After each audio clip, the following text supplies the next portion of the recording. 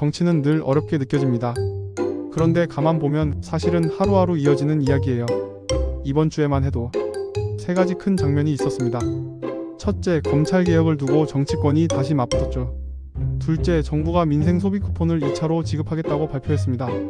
셋째, 북한 김정은 위원장이 미사일 연구소를 들른 후 중국 천안문 막루에 올라 전 세계의 존재감을 과시했습니다.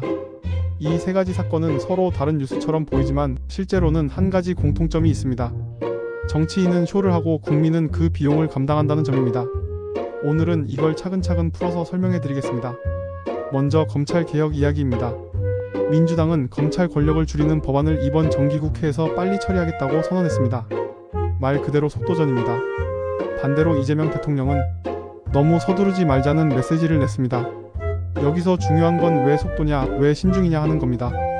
민주당은 지금 지지층을 향해 우리가 개혁의 주인공이다라는 메시지를 보내야 합니다. 그래야 내년 지방선거에서 우리는 일을 했다라고 말할 수 있으니까요. 반면 대통령은 달라요. 검찰 개혁이 너무 빨리 진행되면 정치적 부담이 커집니다. 그래서 속도보다는 공론화라는 말을 꺼낸 겁니다. 정치에서 공론화란 사실, 시간 벌기에 다른 표현일 때가 많습니다. 여기서 시청자 여러분이 느끼셔야 할 건 이겁니다. 검찰 개혁은 정의와 원칙의 싸움처럼 보이지만 실제로는 정치적 셈법이 훨씬 더 큽니다. 결국 누가 권력을 잡느냐, 검찰의 칼날이 누구를 향하느냐의 문제입니다. 풍자적으로 말하자면 지금 국회는 경기장이 아니라 룰북을 고치는 회의실입니다. 국민은 표 사서 축구 보러 왔는데 경기장 안에서는 씨름이 벌어지고 있는 셈이죠. 두 번째는 소비 쿠폰입니다. 정부는 국민에게 2차 소비 쿠폰을 주겠다고 발표했습니다. 단 고액 자산가는 제외하겠다고 했죠. 듣기에는 합리적입니다. 형편이 어려운 분들께 집중 지원한다는 취지니까요. 그런데 여기서 문제가 생깁니다. 부자와 서민을 가르는 기준이 무엇인가 하는 거죠. 소득 기준? 재산 기준? 아니면 단순히 세금 납부액? 이게 모호하면 국민들은 당연히 불만을 가집니다. 더 큰 문제는 효과입니다. 소비 쿠폰을 받는다고 해서 정말 민생이 살아나느냐는 겁니다. 편의점에서 라면 2개, 마트에서 휴지 한 묶음 살 수 있는 수준이라면 체감 효과는 약합니다. 하지만 정치인에게는 달라요. 우리가 국민을 챙겼다는 이미지를 만들 수 있으니까요. 이걸 풍자적으로 풀면 이렇게 됩니다. 정치인은 국민에게 큰 혜택을 줬다고 홍보하지만 실제 국민은 한 달 생활비엔 턱없이 부족하다고 느낍니다. 결국 소비 쿠폰은 민생 지원금보다는 정치인 홍보 쿠폰이 되는 거죠. 시청자분들이라면 더 공감하실 겁니다.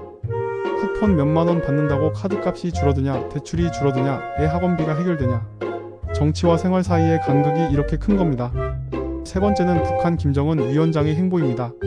김 위원장은 ICBM 연구소를 시찰한 뒤 중국을 방문해 천안문 막루에 섰습니다.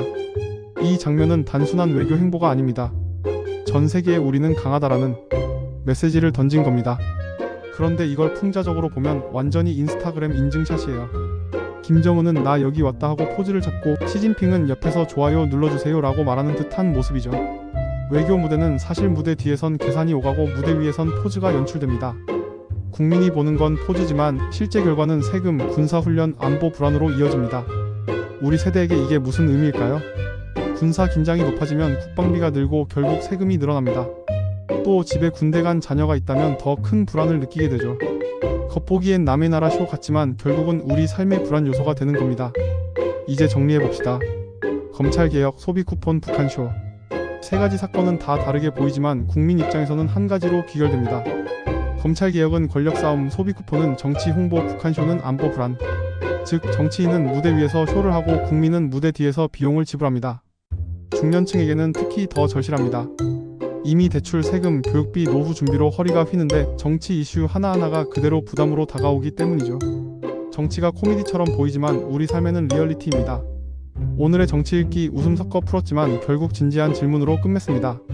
정치는 왜 늘 우리 삶에 이렇게 깊숙이 들어오는 걸까요? 검찰 개혁은 내 삶과 무슨 상관일까? 소비 쿠폰은 내 삶에 어떤 효과를 줄까? 북한쇼는 내 자녀의 미래를 어떻게 흔들까? 정치는 멀리 있는 게 아니라 결국 우리 집 밥상 위 통장 잔고 아이들의 미래와 연결돼 있습니다. 내일도 또 다른 정치 이야기를 풀어드리겠습니다. 웃으면서 듣고 냉정하게 생각하는 것, 그게 바로 우리의 지혜일 겁니다.